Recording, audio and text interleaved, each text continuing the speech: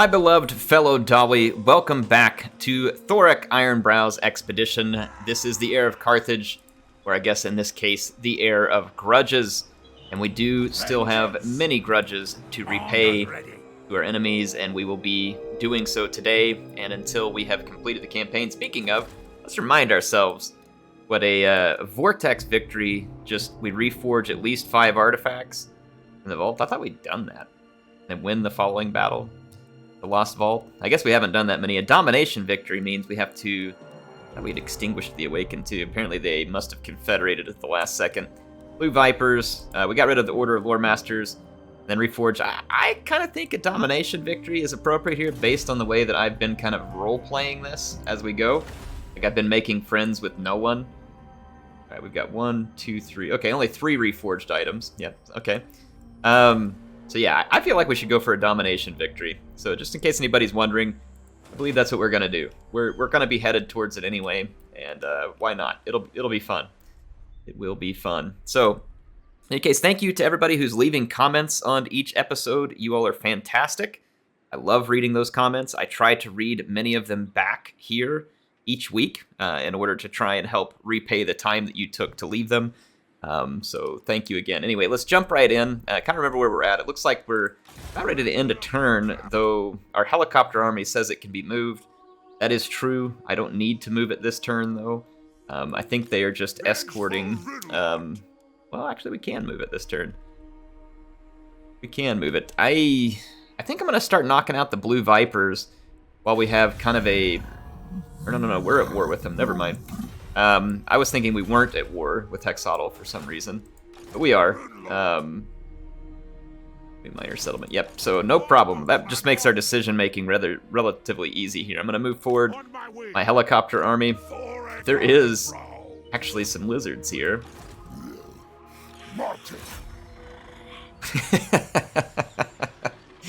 Can anybody blame them for turning tail and fleeing under those set of circumstances? I can't. Like, I mean, if you saw this coming, you're just like, you know what? Thanks. No thanks. All right, so yeah, we're gonna get to work on this. We've got this annoying rogue faction kind of. Looks like they may actually go after one of our settlements over here, and I may not be able to stop them. Depends on what they have. Anyway, we'll deal with it all. We're in the process of getting the Turtle Isles under control too. I think it's time to end our first turn for this episode. Brand Deshuter says, Wolfheart has a military alliance with some of your trade partners, so you should look out for that. Also, I love this dwarf campaign. Thanks for the heads up, by the way. Thank you very much. Excellent. Okay, they got behind us over here. Wow, that's a lot of Carnosaurs. Our helicopters will be quite effective at helping to reduce those, and they have Lord Croak. This is quite the little army they've got there. Let's auto-resolve this. There's definitely no way we're holding out at Laxland. And then it looks like we're going to be kind of counterattacked here by the garrison and the embedded army at the Great Turtle Isles. I'm not surprised that we're being counterattacked. Sister Rune. Vanguard deploy goes best on Slayers.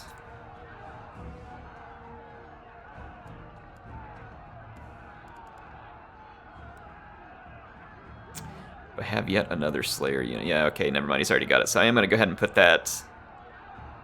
Wait, I think our Carnosaur can Vanguard deploy already.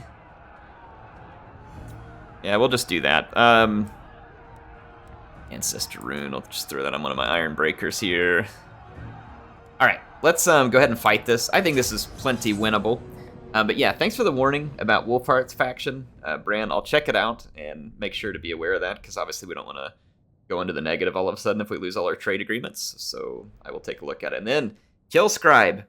First of all, there are 56 thumbs up on Killscribe's kill count, and I asked you all to help support it, so thank you so much. That is a bunch of support. Please continue to do so. If you see Killscribe, who has taken the time to come through this episode and count up the kills for your enjoyment, if you do indeed enjoy that, and I know I do, then you should leave a thumbs up. I try and leave a little favorite on his, like, the little heart thing. So I definitely love his comments. So Cult of Sotek still leading the way at 18,225, even though their faction's been destroyed. But who knows here? Exodal may be making a run for it over time. We'll see. But so far, the Lizards have definitely suffered a heavy toll. But that doesn't understate. I don't know. I can't think of the word I'm really looking for. How many losses the Skaven have taken in the process as well, which is a lot. So the Skaven have taken significant losses over the course of this campaign as well. I look at this deployment zone. I don't really like it. Not a big fan of it, and there will be some trees to help give cover and aid and comfort to our enemies here, which I'm also not appreciative of. Giant slayers. Let's get our artillery. This little ridge right here is going to complicate things to a degree that I do not like. Kind of thinking about deploying much further back. As they attacked me, they have to come attack. This rock will kind of help protect my flank. And then if I put my artillery on this kind of slightly better raised position back here, that should help my organ guns and flame cannons get cleaner shots without worrying about my own infantry taking hits. I actually put my Mournfang cavalry back here in the very back. And I shouldn't be having breakthroughs on this flank, so I'm going to double stack some Slayers over here. Or something like this. And then, of course, we have our leader, the Rune Lord. And we've also got a Thane. And I'm going to put the Thane over here to help hold this flank down. Our Thane does have some anti-large bonus there as well. Let's make sure Skolder Guard into good position. I'm going to put just a slight gap here. I'm going to put the Skolder Guard in that gap and hopefully get them some shots at enemies through it. And Ulthar's Raiders I'm just going to put right here in the center because they can use this marked by Ulthar as needed. Start my Carnosaur over here. Oh, actually, I'm going to put the Carnosaur over here. I'm going to heavy overload that. And let's see, we got one more unit up here, which is a unit of Iron Breakers that I didn't deploy. I wonder if we can double stack against this rock and make it very, very difficult for him to get through us over here. That should work. Alright, let's start the battle. The risk of me deploying right here is that if I get routed, I'm extremely close to the line at the edge of the battlefield. The upside gives me a better artillery presence and a more secure flank. So trade-offs, be aware of them. We'll see whether or not I made the right decisions concerning said trade-offs. I'm going to let the Goblobber get started. Ultimately, I want to target units like these Executioners, but here in the beginning, I'm just going to let the Goblobber start working. So see, here's a Blackguard unit. I actually took some incidental fire there. Got 20 kills on the first volley from the Goblobber. That is beautiful. See, this unit has a couple of models that are spread out back here. Not surprised that we kind of had a bit of a miss there. Usually artillery tends to target the center of mass, and whenever they get spread out like that, it can cause your artillery to miss more. Got a good hit there. I'm going to target these Executioners. Okay, we're starting to get more targets in range. I'm going to... Oh, I did not put these guys. I'm gonna target the the Executioners. And my Flame Cannon is gonna be the last unit to get in range. Good thing we overloaded some units over here because this is gonna almost certainly turn into a pretty bloody fight.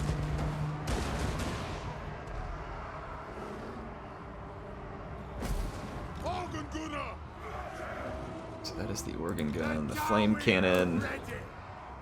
I'm gonna open up on some of these Blackheart Corsair handbows. I'll move these Ulthar's Raiders over here to help get rid of the Death Hag. The ancestors watch. It is in order.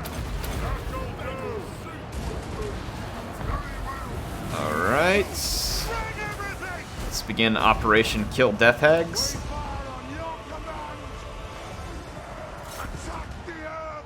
So far, so good. Operation is going according to plan. Let's start targeting the next group coming up. Far back, our flame cannon is already routing many units. Targeting the Blackheart Corsair handbows. Buff our units here. We got rid of the Death Hag, so I'm going to switch targets to the Charybdis. Alright. Again, everything going quite well at the moment. I'll take the organ gun and see if we can pick off that Dreadlord. Flame cannon is absolutely owning right now.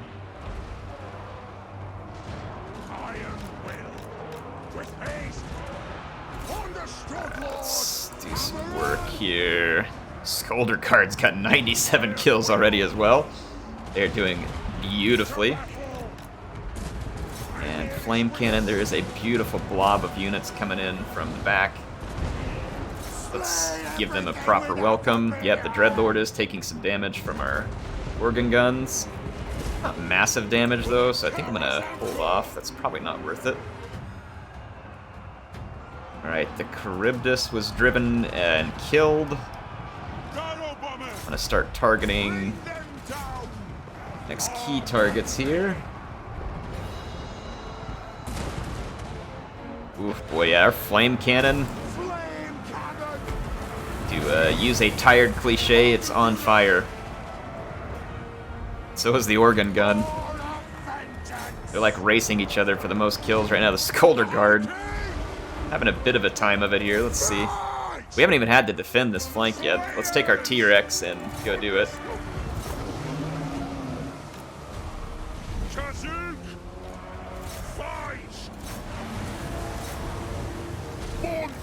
There's some Warnfang cavalry up here. Okay. Flame cannon has done beautifully. I'm gonna start countercharging. Buff some of our units here. I'm gonna go after this Death Hag. Alright, the T-Rex caught him. So our Carnosaur getting into battle. Mournfang Cavalry is going to kill their Dreadlord. And the Contagious Chain Rout is underway. 300 plus kills on the Flame Cannon. Close to that many there. 225 with the Grudge Thrower. We didn't even use the bombs on our bomber. I'd say this was an effective battle, to say the least. Say the least. Good one. So there you go, Killscribe. Thanks again for your work. And I just gave you some more kills to count, whether or not you appreciate that. But I'm guessing you do, just based off of your enthusiasm for such things. Johnny says, Thorek is grudging through Nam. When these trees start speaking Queekish, all hell breaks loose. I love it, Johnny. It's pretty funny. Andrew Moreland, thanks for being a Gold Shield channel member here. So that means he's been sponsoring for at least a year, so thank you very much. I don't think Rangers are affected by Thorek's buffs. They are generally mentioned separately from Quarrelers and the rest of the skill trees, so if they are affected, they should be mentioned. You know, I would kind of think possibly the same thing there. It would be cool if they were included, since they're a similar crossbow unit, but it does seem like they do get mentioned separately. We'll take a look and see, but I believe you're probably right. I do not own the province yet, but I'm about to, so if I go ahead and use this, this might be good. Alright, so Laxlan. You reflect the fate of all who tread dark paths. Let's see here. Non-aggression pact with Cetra the Imperishable. I'm just not interested. Alright. Threw our turn in here. So this is another one of those auto-resolves that says we're going to lose. We very well might. I feel like we should give it a shot. Yeah, I'll give it a shot. I don't think our chances are great. Let's see. Sons of Lorgar says, Air, have you heard about the new Dogs of War mod using the Ogre recruitment mechanic? Also, battles between Dark Elves and Dawi should never be pretty. They should be ugly, bitter, dirty, brutal affairs of complete carnage with no room for mercy. I like the way you're thinking, Sons of Lorgar. No, I haven't heard about that mod. It does sound quite interesting, though. So I will try and give it a look. So thanks for the information, by the way. This is going to be very tricky. I wonder whether they will put all their troops through a single...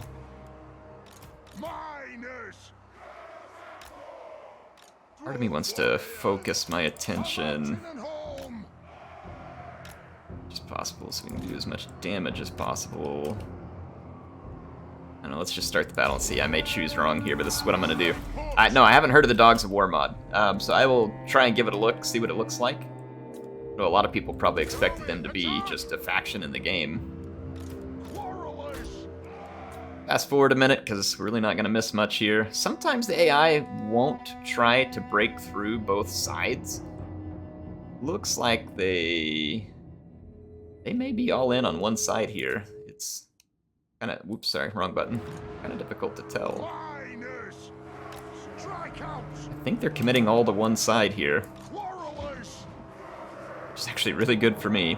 I'm going to focus on the Saurus warriors with shields rather than the spears, because the spears are slightly lower damage rating. Or actually, I'm going to focus on those Cold One Spear Riders because they have armor-piercing damage. As soon as I feel like I've gotten them entirely in range. But we'll get our first volleys into these Saurus warriors.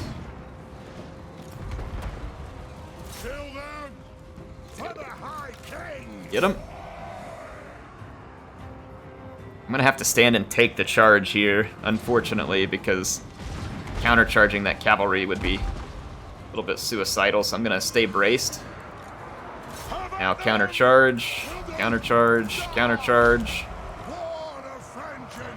I'm gonna throw in additional infantry support while our crossbows try to pour as much fire as dwarvenly possible into the mix. Alright, get rid of those guys. I'm gonna let the grudge thrower just keep on grudging. Gotta keep on keeping on, as Joe Dirt would say. Or Joe Dawi, I guess in this. Oh, nice. Grudge thrower definitely hit more of my troops than theirs. That volley, but my Quarrelers are doing tremendous damage, and this is pushing the power bar heavily in our favor. I'm gonna keep it up. And if we get lucky, we'll get the... Yep, good hit from a grudge thrower, just like we did right there. Basically, we just need to turn this power bar entirely against this rogue army. They're gonna go around me. They are gonna attempt to go around me. Better late than never, I guess. The AI. The AI is taking extreme damage over here. Let's take and targeting a different position. Here comes the Cold One Riders. Let's go ahead and push them entirely out of the fight. Now, see, we're taking a lot of losses to the enemy infantry as the battle wears on.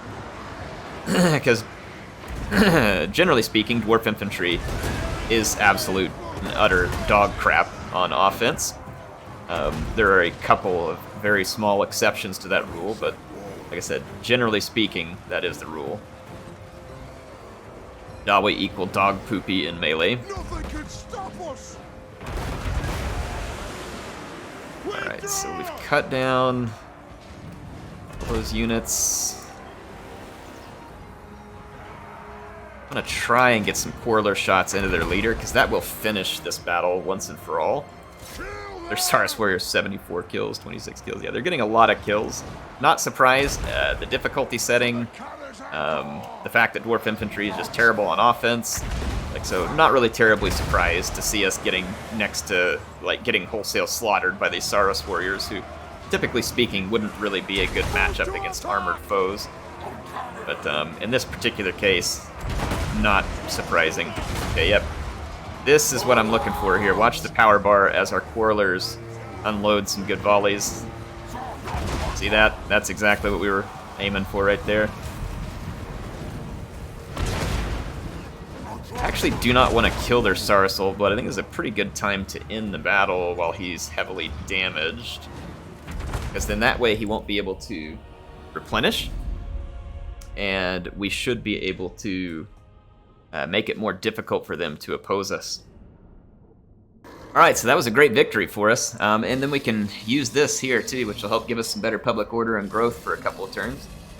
Which we can certainly use in these relatively new settlements. Never a bad thing to have at all. So let's see. We defeated the army at the Great Turtle Isles, and now we should be able to occupy, taking low casualties. So, decisive victory. It was fairly low casualties. Could have been better, could have been worse. Occupy the Great Turtle Isles. So at this time, Ricky Mickey got runes, is occupying, and what we can do is pop underground with not Gimli nor Son of Glowin, and we can move him back to Sentinels of Zeti just temporarily, so that he can replenish much quicker. You'll see that that immediately started taking impact. I'm gonna attempt to get some growth going in replenishment, so I'm gonna forego the trade goods. Just focus on the ports and these other ones that are getting me growth. And as long as I can cycle one army out to replenish, I'll always have something ready to face the Druki. And this army over here, we can get extra casualty replenishment rates, which again should help, especially when we're having to conquer these unsuitable climates. So training, there's nothing here for me to improve. Replenishment, unfortunately. Grimnir, missile resistance, resolute. Might as well grab some missile resistance and relentless. The two of those should be good. Alright, so we are attempting to take control of the Great Turtle Isles.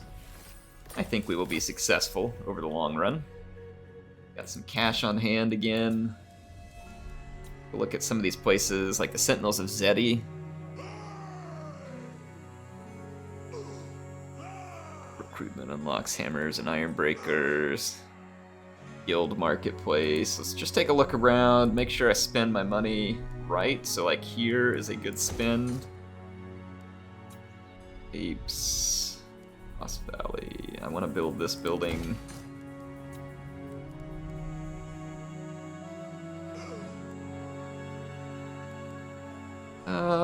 Let's see. Oh, we're taking attrition here?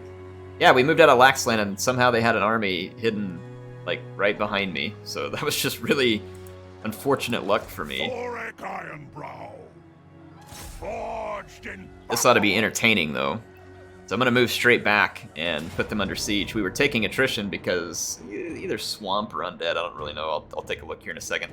We're going to maintain siege. for the ancestors. And I'm going to move my helicopter army back up here. I'm going. Attack! Look at this. It's like, wait, how come I don't get reinforcements? Hang on. String 'em. CA, please. What? I am completely within reinforcement range. Make them pay. Okay, thank you. I was going to say, CA is really trying to pull some shenanigans there. We definitely don't want to use Lightning Strike, because then I won't get access to my helicopters. But we have a lot of helicopters, and it's time to put them to use, shall we? Pastime, I would say, even. Pastime. So the lizards are going to learn the hard way about not having control of the air in warfare. Chris says, I really don't think pausing during a massive fight is a show of weakness. The AI can micro 40 units at once. Only seems fair to level out the playing field. I kind of feel the same way. I just know it's also probably not as fun to watch when someone's doing that. Which is why sometimes, honestly, the player should choose not to take the option of playing the large battle. Sometimes it's better to not take that. And that way the AI doesn't get to use that advantage, and you don't have to worry about pausing or slowing things down. You can keep a more real-time battle experience without having all that stuff going on. So, yeah, definitely a different thing. I think between our quarrelers here, The wall is already breached, by the way, multiple times. But between our quarrelers and our air force, the lizards are about to get a very unpleasant and rude awakening indeed. Put these units right up here. This will work. Start the battle. I'm gonna immediately destroy the towers. And I'm gonna move up warlords to start clearing off the walls. There we go, already one tower down. And here comes HeirofCarthage's air army.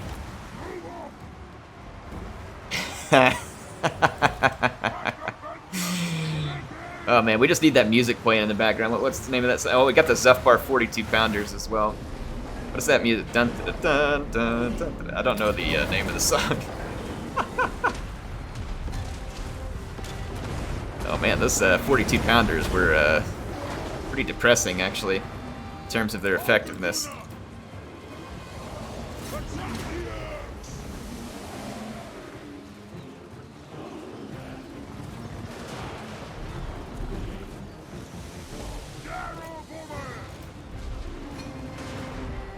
Alright, so I'm gonna actually move in behind the enemy here and just start unleashing it. Oh, there's a Coatl up in here. Let's get our brimstone guns. Go shoot up the Coatl. I'll let my steam guns start doing some of the other work. Actually pause it for just a minute because I have a lot going on. Get rid of that other tower. I'm gonna keep busting down towers like this. And then THOREK. All leaders, please report front and center. And infantry, go front and center as well. All right. Play.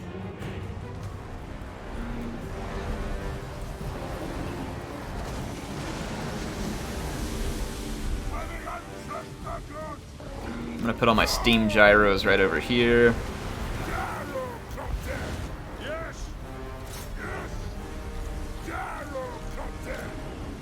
So here's what we're gonna do. I'm gonna turn some of my gyros to face.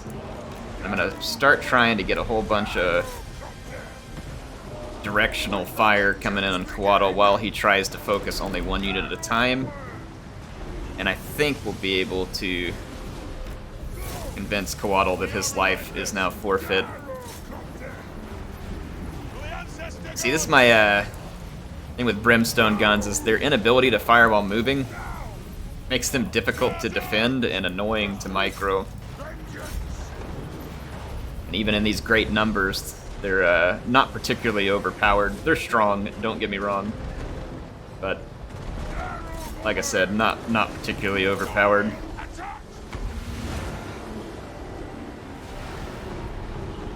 But we should rout Coatl here shortly. Our steam guns are definitely having a nice impact. I'm gonna try and melt a little bit of in the doorway here. Let's hit play.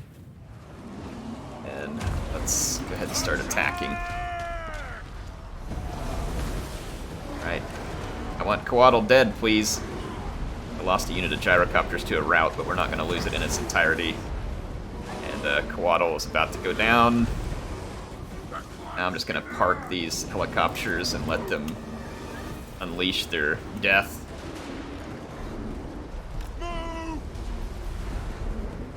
So we've got a pretty effective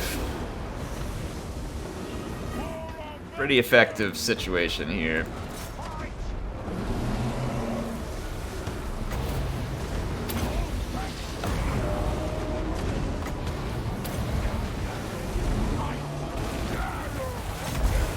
I'm gonna start trying to burn that Carnosaur. How we doing back here damage-wise? Ooh, they got some Sallies. Realized they were back here. Target the Salamander hunting pack, please.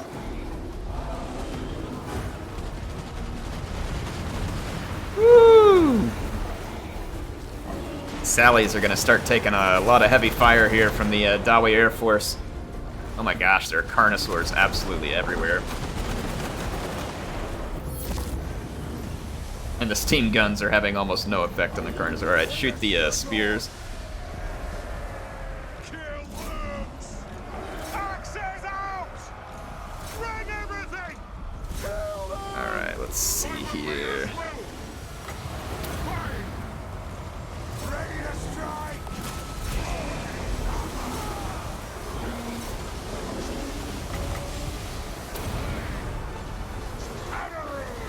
Alright, here we go. Should be able to clean that up. Alright, I believe we got rid of the chameleons. I'm gonna start targeting Carnosaurs. For those units that run out of ammunition, I can always start refilling them. Looks like we berserked some Carnosaurs there. It's really hard to micro this many gyrocopters, honestly. Oh, I forgot Croak is here. We should definitely target Croak.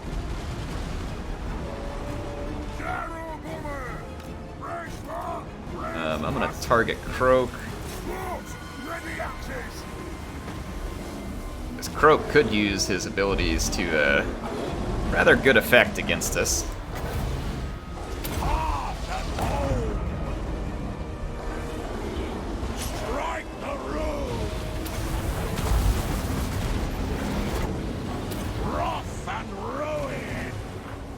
Croak is almost dead.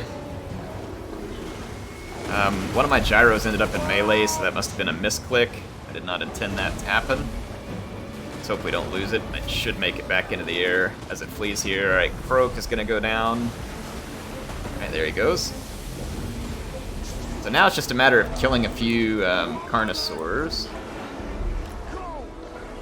Which I think, honestly, is gonna be relatively easy. We've got self-healing leaders. Let's start taking some of our gyros that have spent their ammunition over here. I'm going to try and use my engineers to replenish it. Moving in that direction. Otherwise, I'm just kind of letting my fleet of gyros sit and expend their ammunition. Might as well.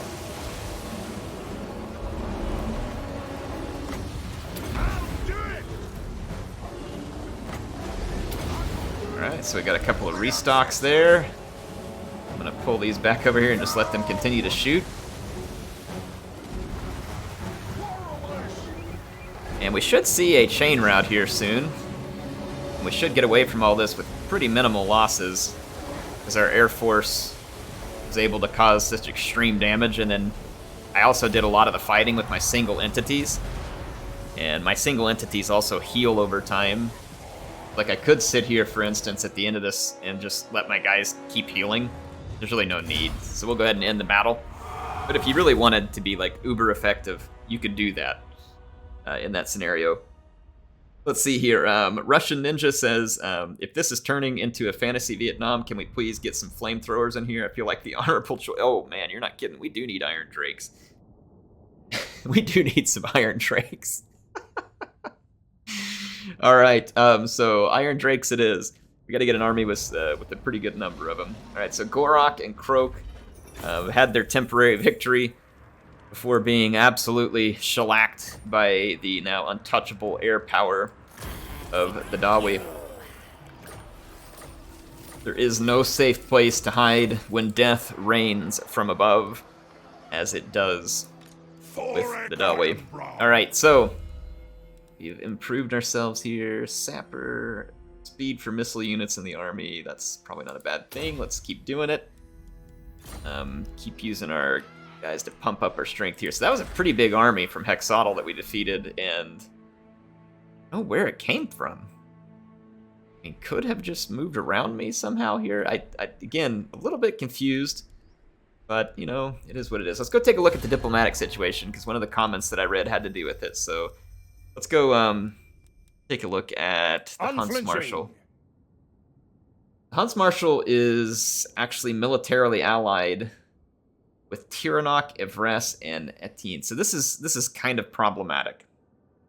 Now, that said, Hunts Marshal is at strength rank 9. Wonder where his main holdings are.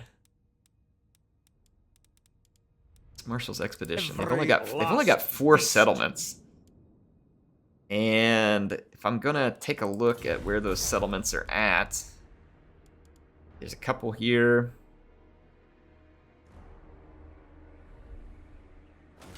I mean, I could just befriend the Hunts Marshal's expedition. Like, I don't want to, but I also can't really afford to lose all my trade. It's a tough one. Haven't befriended anybody at this point. If I go to war with them, though, almost certainly their allies are going to come in and I'll protect them. I wonder if we could convince some of the elves to further ally with us. And it may not be possible at the moment. No, it's not. I don't know. We'll just kind of play this by ear. At the moment, I won't do anything aggressive towards the Hunts Marshal's expedition.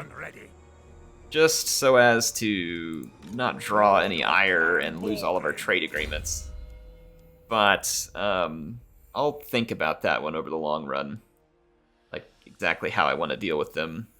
Because again, the whole kind of theme of this campaign is I'm Dawi and I don't need anybody else. And kind of true. Like, I do want some trade agreements. But at the same time, like, you know, I don't know. Finishing Relentless. I think the speed's probably more important than more armor there.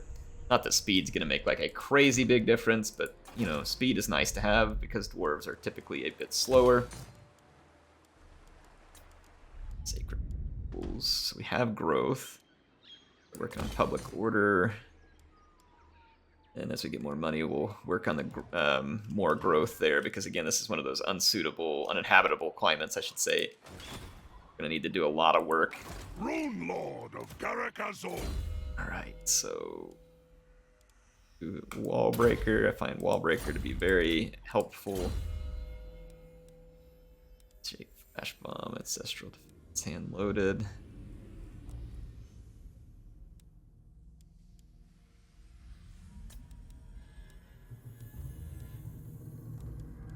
Go with Flash Bomb. Flash Bomb's a nice ability.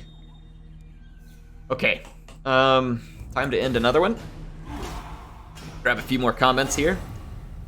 Mr. Bandwidth says your trade routes from your capital to the port to whoever you're trading with. If that path is blocked, then all that trade route is blocked. Well, then that might explain away some of this. And Sons of Lorgar also responded to this comment and said, which doesn't make sense when he has multiple possible routes from his capital to multiple trade ports. Yeah, I get what you're saying, Mr. Bad Wrench. That would make sense. But to Sons of Lorgar's point, it's still a little bit confusing to me. But again, this could just be confusion on my part as to why I don't understand it, and it may make sense.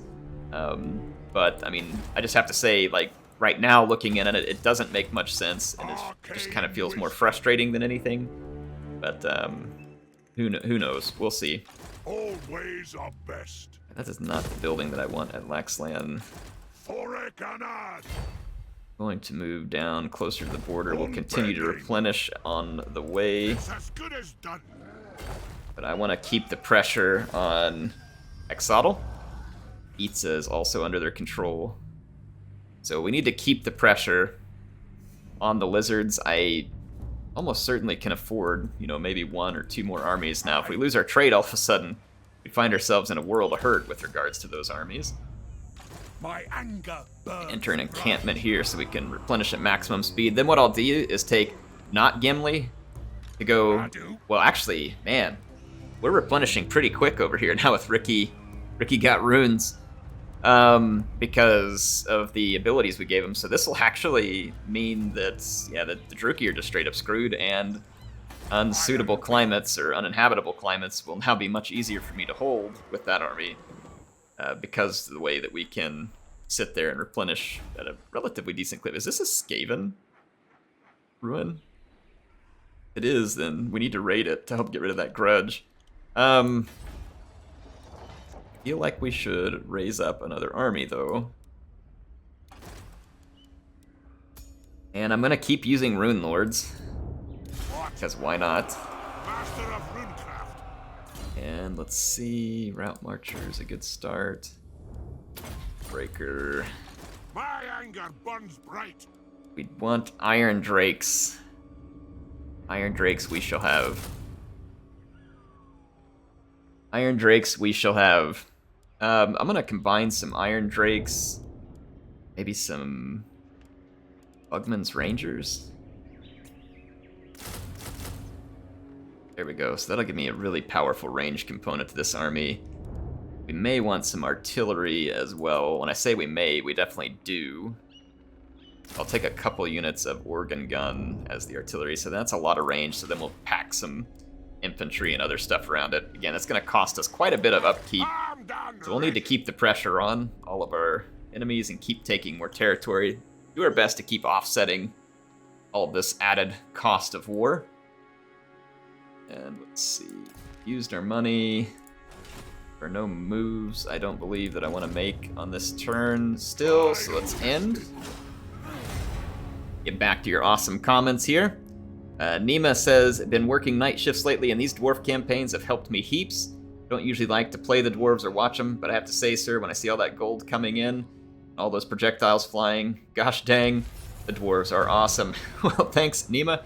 Hey, best of luck on all those night shifts. I know that can be tough. I've had to work a few night shifts, never for a significantly long period of time, but it is good, hard work and a time of day when it's not real pleasant to do it. So hang in there, and glad that these are helping you. So that is definitely satisfying to hear.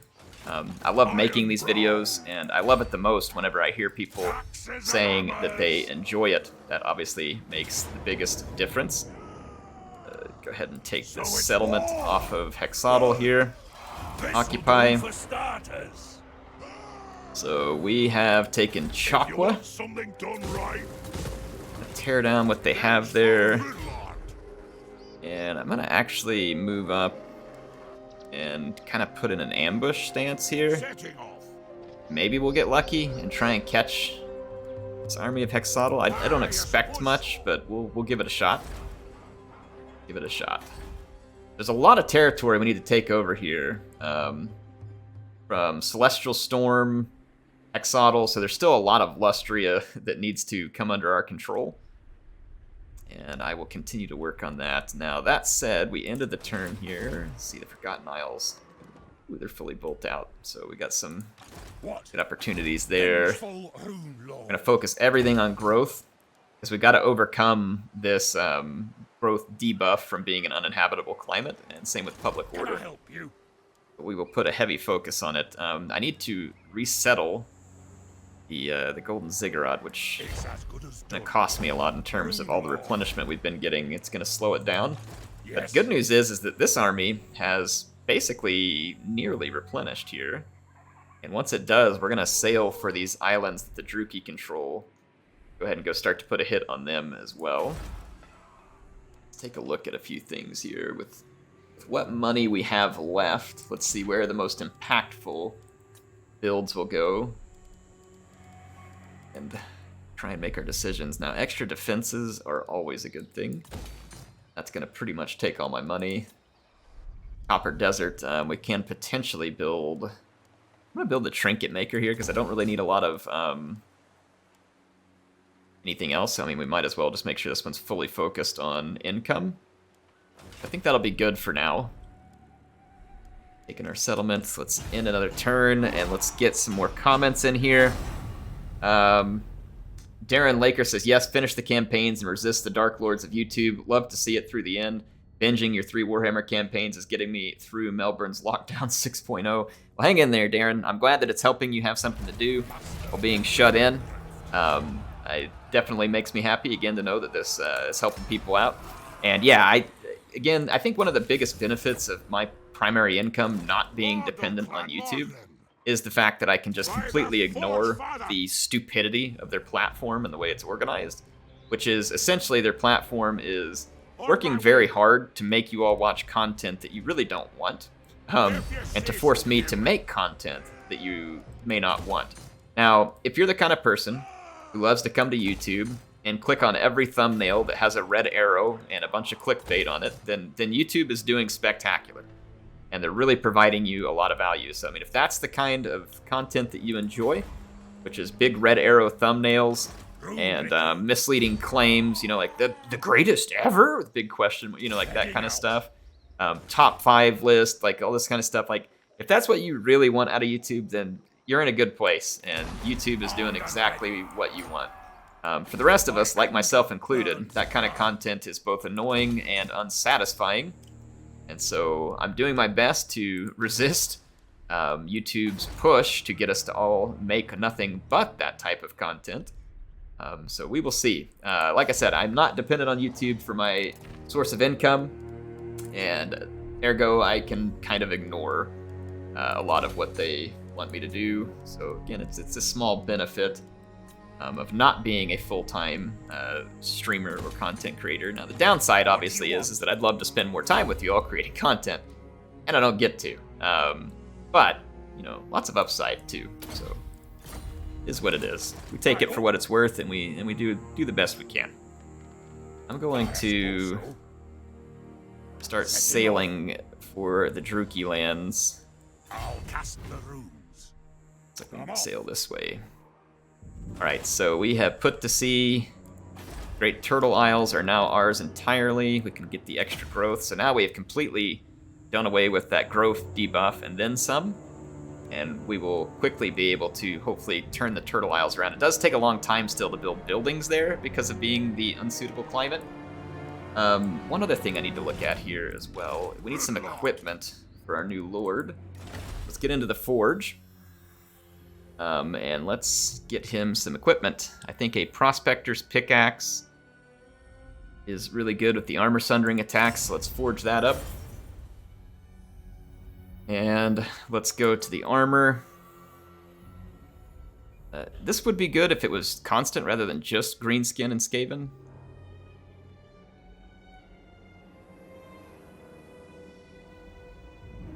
Iron Warden shield. Damage resistance if we get low. Causes terror. That's actually pretty cool, and it gives some physical resistance. Let's do that. If you ever end up in a grind out fight against weak infantry, that could be really helpful. Go to talismans, and we know exactly what we want here, which is the Old Guard's tankard. We're going to go to enchanted items, and we want the Iron Warden's tankard. I think that will allow me to character. Let's go ahead and inscribe these. I don't know what kind of character runes we'll have left, so I'm just going to inscribe those. Let's just keep inscribing stuff here. That way we've got as many options as possible for character runes.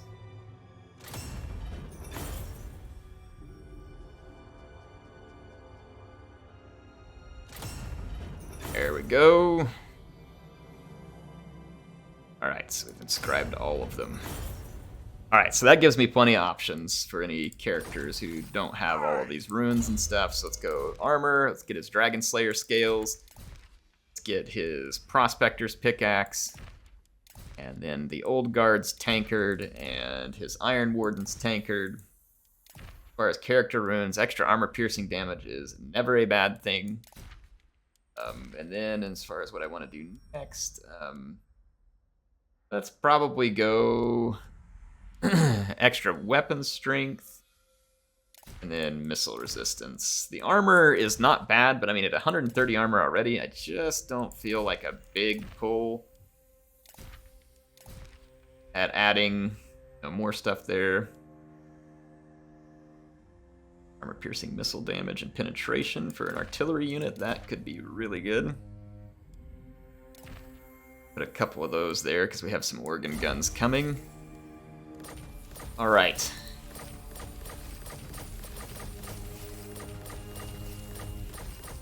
Got it. Forged up a bunch more runes. Ready to sail.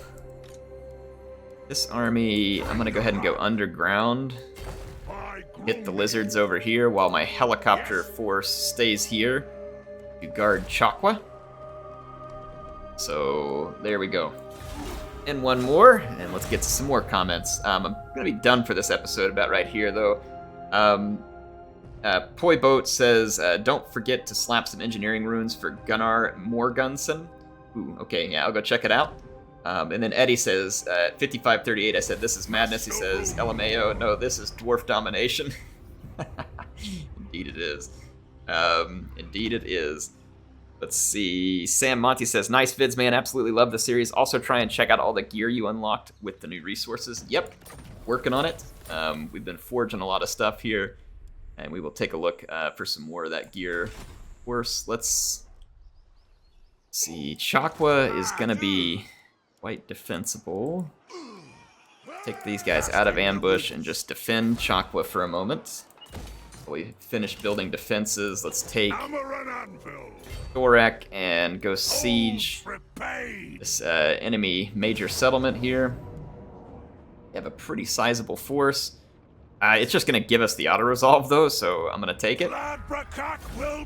So at least the auto-resolve's starting to figure out how things work around here. Glad to see it. Some decent recruiting buildings here, too, though. This one doesn't belong in the main settlement, so I'm going to tear it down. I'm going to put defenses in. We'll leave this one, and then we'll get some growth. The rest of this province is okay so far, and we can now empower the guilds commandment. So I think good progress. We took Chakwa, we took another settlement here. We finished retaking the Great Turtle Isles. We've got another army in training. We do have raiding going on. We suddenly lost a lot of trade. Trade agreement dissolved between us and Ivres because there was a confederation, so that is how we lost some trade. Well, not much I can do about that. Range for gyro bombers and flame cannons. Okay, we finished our research too, didn't we? Or no, we're working on improved gyrocopter engines. Then, honestly, where we have finished, let's go take a look at a few things. Just one last thing to do in this episode. Let's go look at where we have finished growth entirely. So say like right here, for instance. This province no longer needs growth. So that does give me additional trade resources, but I could also come back here and get the additional tax rate, which is 5% on an income of 23. Give me like 100 and something extra gold. Kind of hard to say here because the extra tradable goods are probably worth more. But that is another option we can look into when we come back next time. That's part of the reason why we lost some income right here is from the institution of that army and then the loss of our trade agreement. There are also islands where we can go make a bunch of cash. We get an extra army. So yeah, I don't think we're all in a terrible shape. And honestly, I mean, since I'm not going to attack Wolfheart for the time being, and I may not really ever get the chance, I think for the time being, I'm going to try and reestablish a trade agreement if he'll have it. Nope, he won't. All right. Maybe we'll give him something that he wants more for the time being. Yeah, screw you. Whatever.